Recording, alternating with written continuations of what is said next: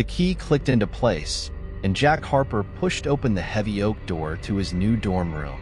The hinges groaned as if protesting his arrival.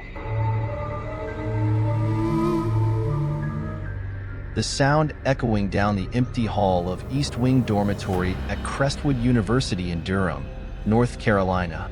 It was September 5th, 2023, his first semester at the university, and he had been excited to start a new chapter in his life.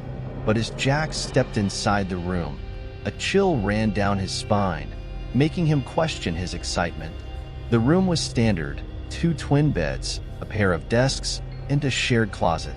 The walls were painted a muted beige, the kind that seemed to suck the life out of the room. A single window looked out onto the campus quad, but thick curtains were drawn tightly shut. Jack pulled them open, only to find the glass fogged over.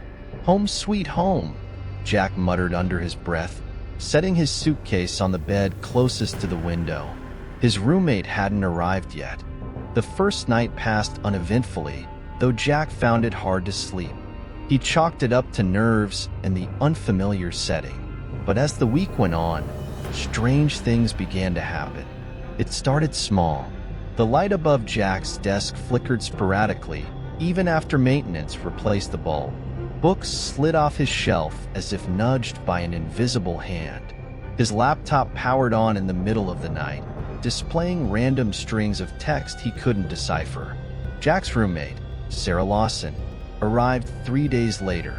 A bubbly theater major with a love for vintage clothes, Sarah laughed off Jack's concerns. "Old building, old problems," Sarah said, waving a dismissive hand. "You've probably got a draft or faulty wiring." Jack wanted to believe Sarah, but the occurrences grew more unsettling.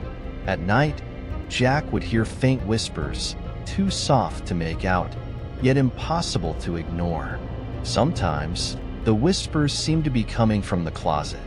One evening, as Jack was studying, the closet door creaked open. He froze, his pulse quickening.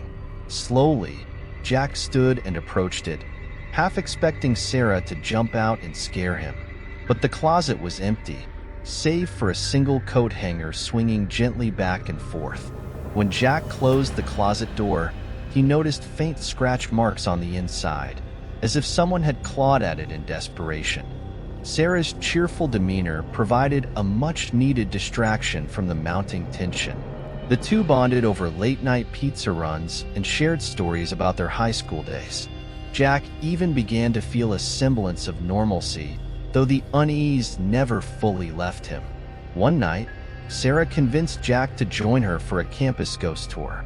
"It'll be fun," Sarah promised, tugging Jack's arm.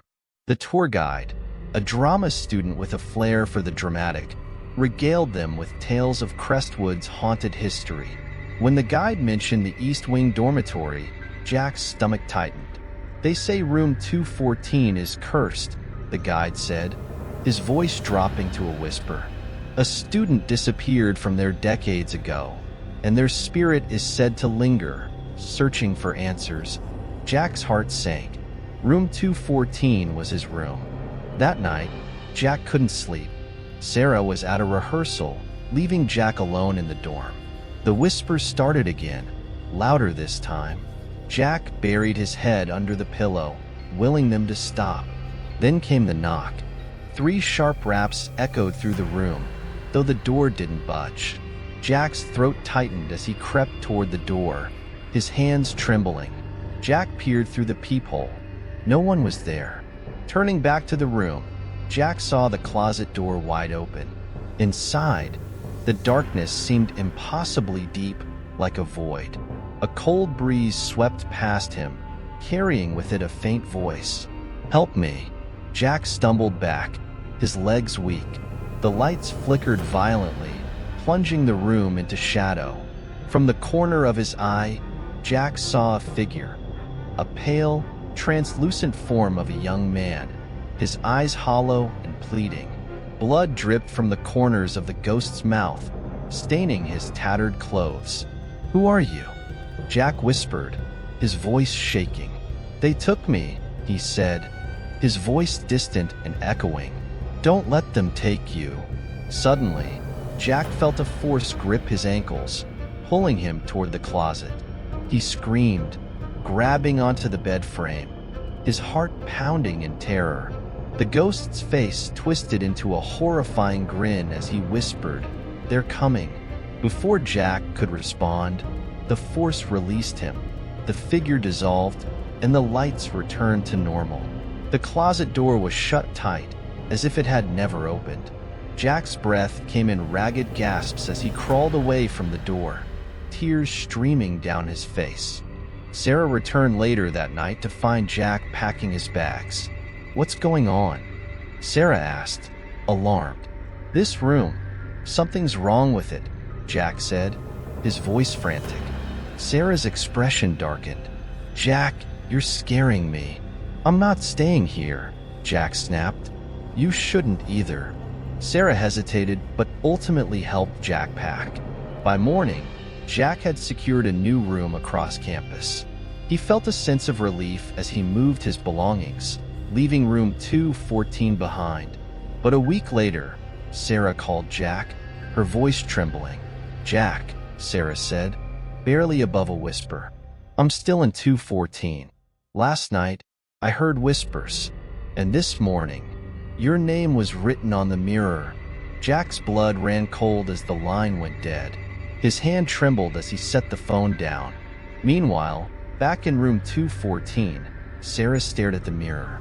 Jack's name was scrawled in jagged, crimson letters, as if etched by an unseen hand. The whispers grew louder, and the room grew colder.